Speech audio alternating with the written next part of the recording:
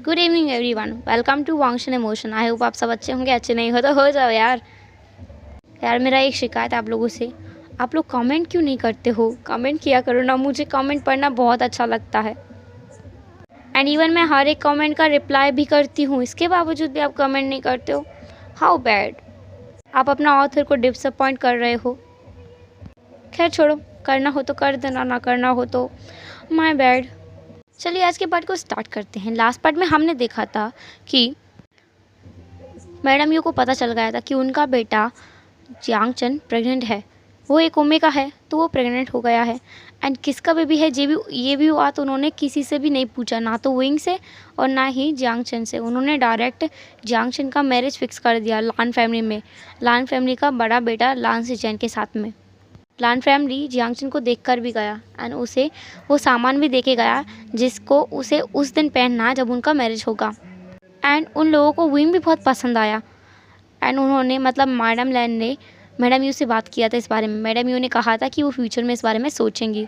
And उन्होंने wing को धमकी दिया था कि अगर कभी भी विंग ने जियांगचन की तरह कुछ भी करने का सोचा भी ना सपने में भी, तब भी मैडम लैन के साथ दूसरा बेटा वांगजी के साथ में वो विंग का शादी करा देंगी तुरंत ही, एक पल का भी टाइम नहीं लगाएंगी। जियांगचन को तो लगभग 2 हफ्ते का टाइम मिल भी गया है, बट विंग को वो भी नहीं मिलेगा। और मैडम यू को पता है विंग किस चीज़ से ज़्यादा डरता है, मैरिज से। तो उन्होंने मैरिज का ही नाम ले दिया। अब तो विंग किसी हालत में कोई मिस्टेक नहीं करेगा, क्योंकि उन्हें एक और बात पता है। वो ये नहीं चाहती कि विंग अपना बिना मर्जी के शादी कर ले, लेकिन वो ये भी नहीं चाहती कि विंग जियांगचन का शादी बिगाड़ दे, क्योंकि वो अब कुछ नहीं सह सकती हैं। उनका अब हिम्मत टूट रहा है, उनका इज्जत मिट्टी में मिटा दिया है उनका बेटा ने।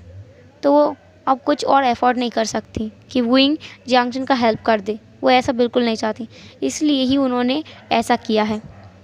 मैडम लैन का अफेक्शन विंग की तरफ थोड़ा ज़्यादा ही है, इतना उनका अफेक्शन जियांगचन की तरफ नहीं है।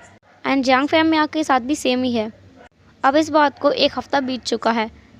उनके घर पर यानली आ गया है, विंग का बड़ा बहन, जिसका शादी हो चुका है जिन जिशुआन से। एंड उसके बाद एक बेटा भी है जिनलिंग, जो कि लगभग 5 साल का है एंड बहुत ही क्यूट बेबी है, जो जान को श्यान काका कह के बुलाता है। वैसे तो विंग उसका अंकल है, बट जिनलिंग उसे श्यान काका कह के ही बुलाता है।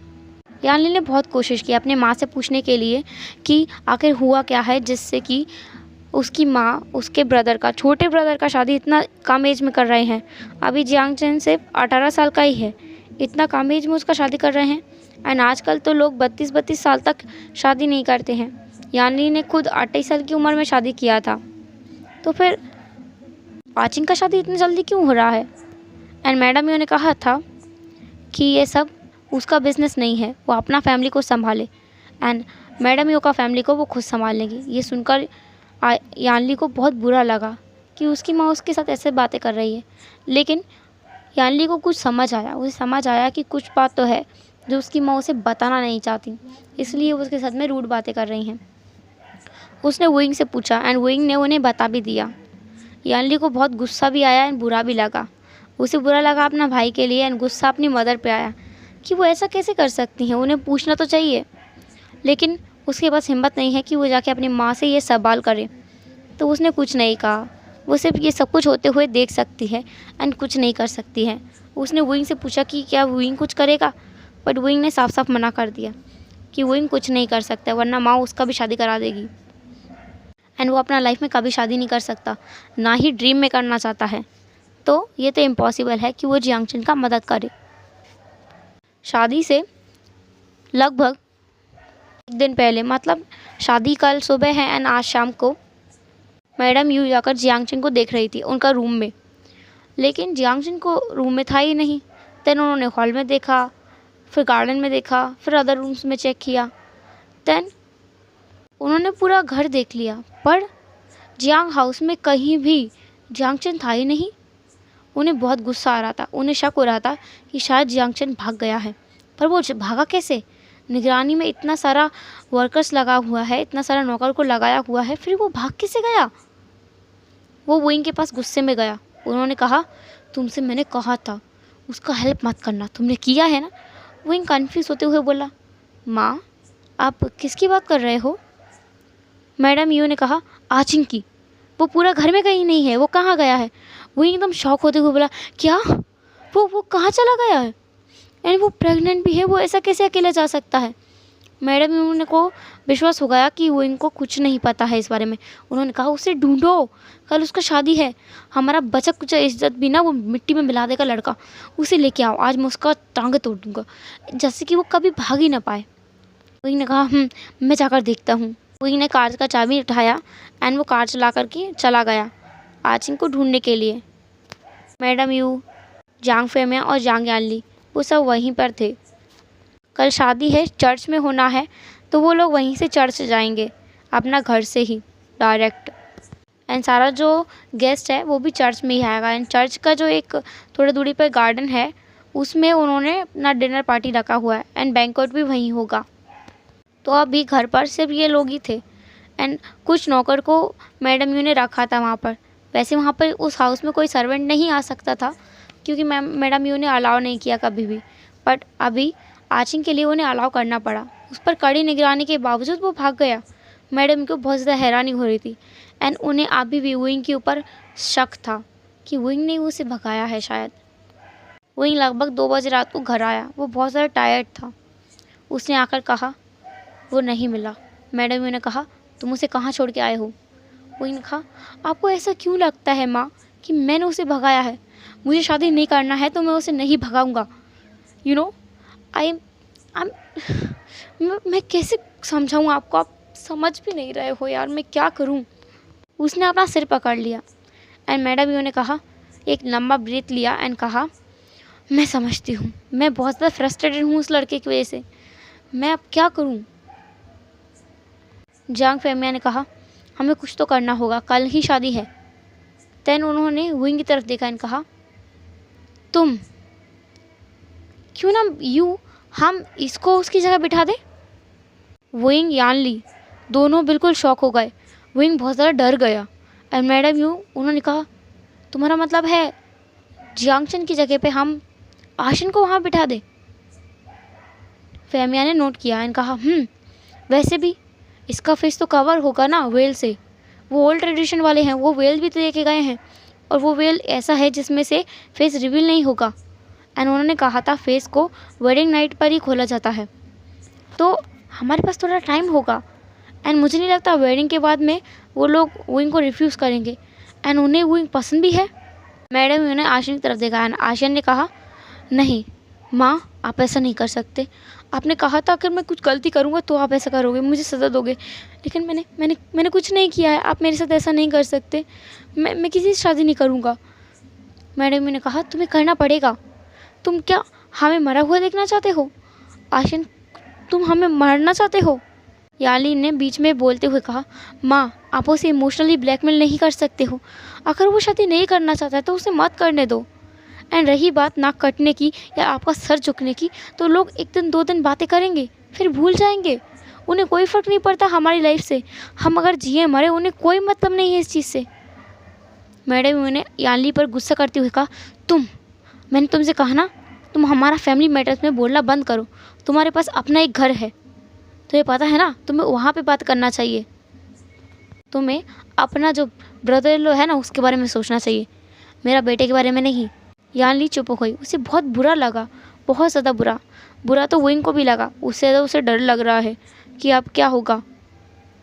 एंड वो अपना मन में आचियान को गाली दे रहा था, बहुत ज़्यादा गालियाँ दे रहा था। एंड उसने खुद से कहा, एक बार ये मुझे मिल जाए, मैं सच में इसकी जान ले लूँगा, इसने मुझे कहाँ फंसा दिया है, ओ गॉड मुझे कोई बचाओ, मैं शादी नहीं करना चाहता। लेकिन उसकी मर्जी ना मर्जी से किसी को फ़र्क पड़ने वाला नहीं था, फ़र्क पड़ रहा था तो सिर्फ यानली को, लेकिन यानली ये बात कोई सुन नहीं रहा था। मैडम यू हर बार उसे एक ही बात बोलती थी कि तुम्हारा घर नहीं है। इस बात से बेचारी यानली को बहुत दुख होता था, पर फिर भी वो कोशिश कर रही थी ताकि उसकी माँ उसकी बात तो सुन ले एंड हो सकता है समझ भी जाए, बट मैडम यू समझने के लिए राज़ी नहीं थी एंड ना ही फेमियान रेडी था। उन्होंने वुइंग को ज़बरदस्ती वेल पहनाया, तैयार किया एंड नेक्स्ट डे उसे वो चर्च लेके गए। चर्च में जाने के बाद उन्होंने देखा कि जो ग्रूम है जिसका नाम लांसिन है, जिसको सिर्फ मैडम यू और जांग फेमिया ने ही देखा है एंड और किसी ने नहीं, वुइंग ने भी नहीं और जियांगशन ने भी नहीं।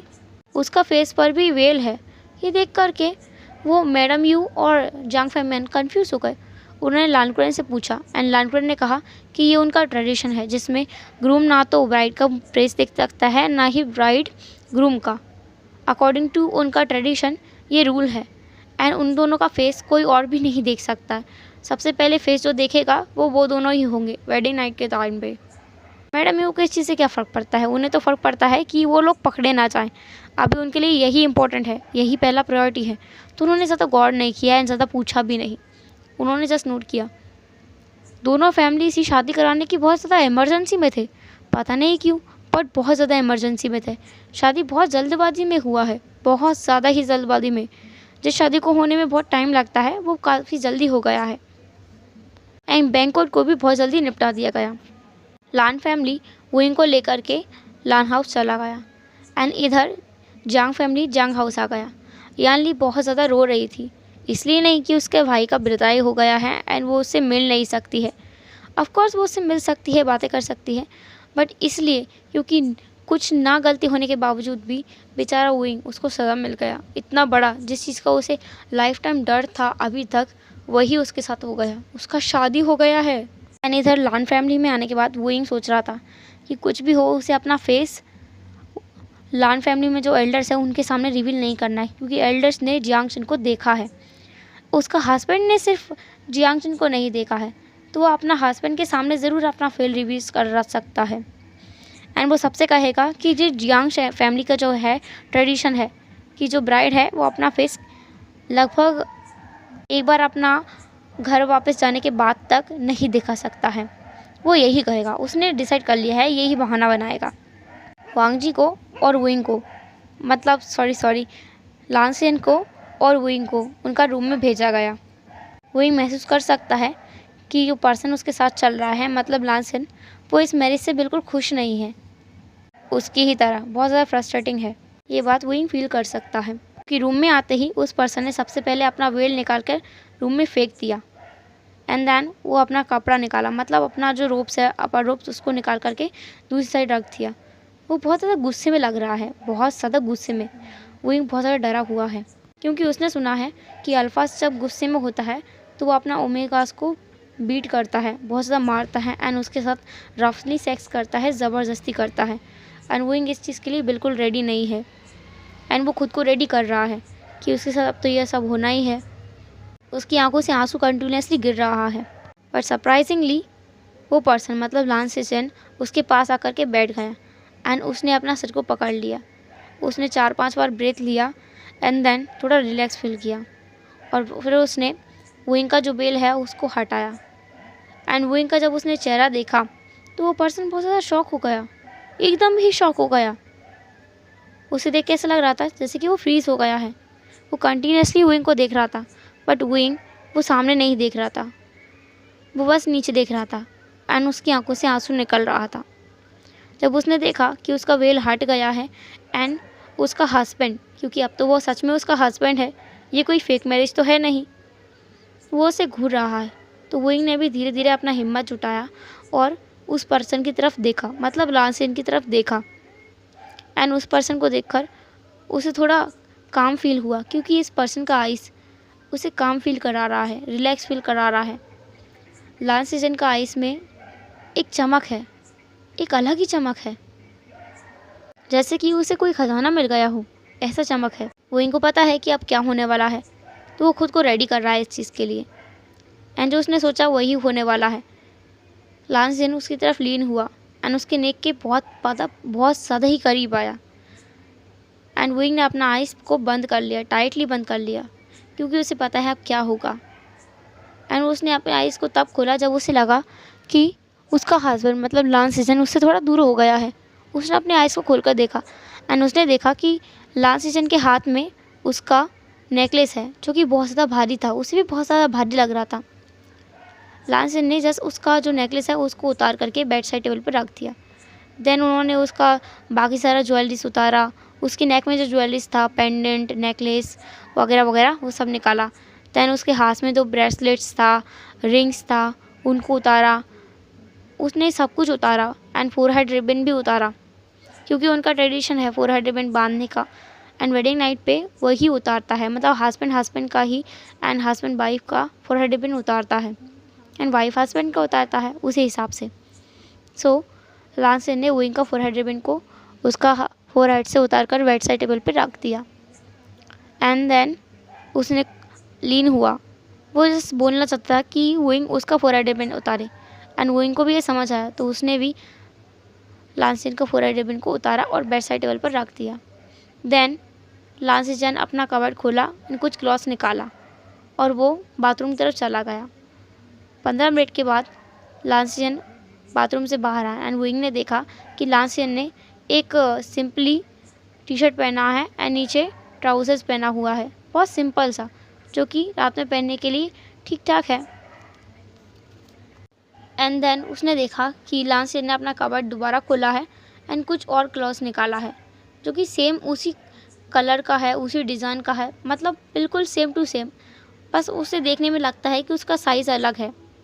वो निकाल करके उन्होंने बेड पर रख दिया एंड वहीं से कहा फ्रेश। इतना बोल करके वो वहाँ से चले गए। वही उनकी तरफ देख रहा था एंड सोच रहा था ये पर्सन इतना कम बोलता है, फ्रेश। वुइंग ने अपना सर ना में हिलाया, मतलब हिलाया, और उसने कपड़े उठाए और वो बाथरूम की तरफ चला गया।